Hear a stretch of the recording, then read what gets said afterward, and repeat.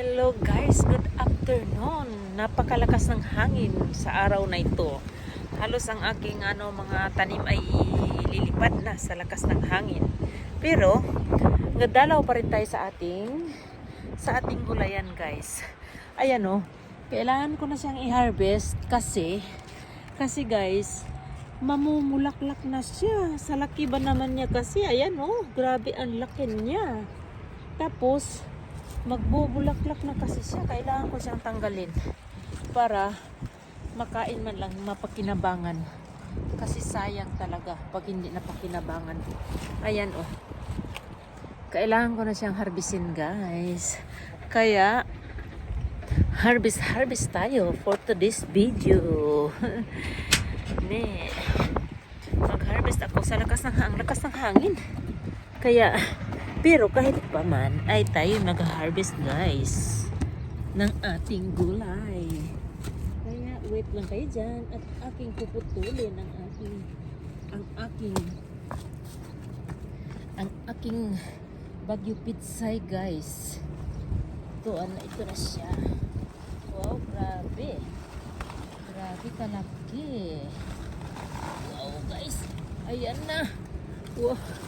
Grabe. Ang laki. Ang laki niya guys. Ang bigat. Ako. Talagang maaano tayo dito. Kailangan natin siyang harvestin. Dahil sayang pag hindi natin kainin.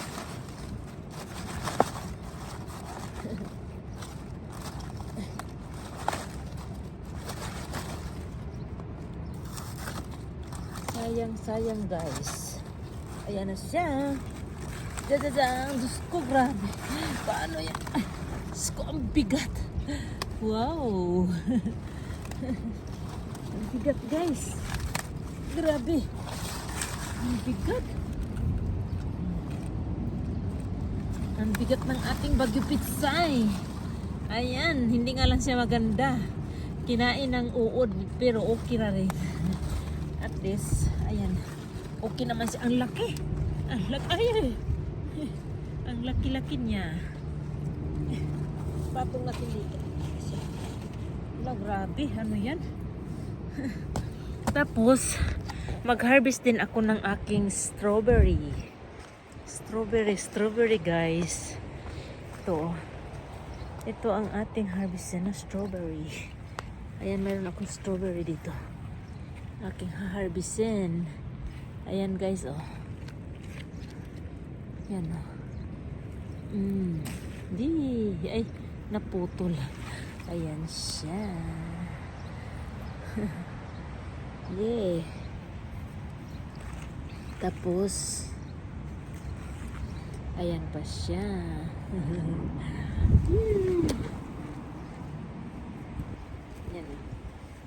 Ayan guys, ang ating strawberry, hindi siya masyadong yung isa. Tapos magkuha pa tayo guys ng ating strawberry. Kinain ng ibon. Ayan kinain siya ng ibon. Tapon natin. Tapos meron siyang malaki dito. Ayan guys. Ayan siya. Ay, kala ko kung meron siya. Mag-harvest is harvesting tayo ng ating strawberry. At iano ko to. Yung strawberry i-jam ko to. Masarap to i-jam guys. Hindi pa siya hinog. Ayan may mga malalaki. Hindi pa siya talaga maraming hinog. Pero mayroon na siya. Ayan Yay. Ang ating harvesting time. Okay na to siya i-jam. Ang ichigo jam, yung pag homemade, masarap siya guys. Hindi gaya ng nabibili. Kasi iba talaga paggawa sa bahay.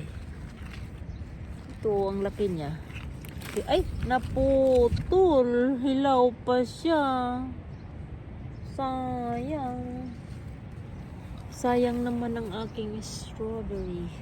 Ayan na siya, guys. Mayroon pa akong harvestin doon. Harvesting na ng aking strawberry. Tapos ang aking cabbage. No, ang mga cabbage ko hindi pa sila ayan nakabalot sila. Kasi kailangan nilang balutin, guys, dahil naku, pag hindi mo siya babalutin, mapupuno siya ng uod. Ang lakas ng hangin. Ano ba yan? Ay, ililipad. Grabe, ililipad ang aking sombrero. Thank you for watching, guys. Bye. Ituloy natin ang pag-harvest ng aking malaking gusto, napakalaki. Grabe. Diba? Bye bye, guys. Thank you.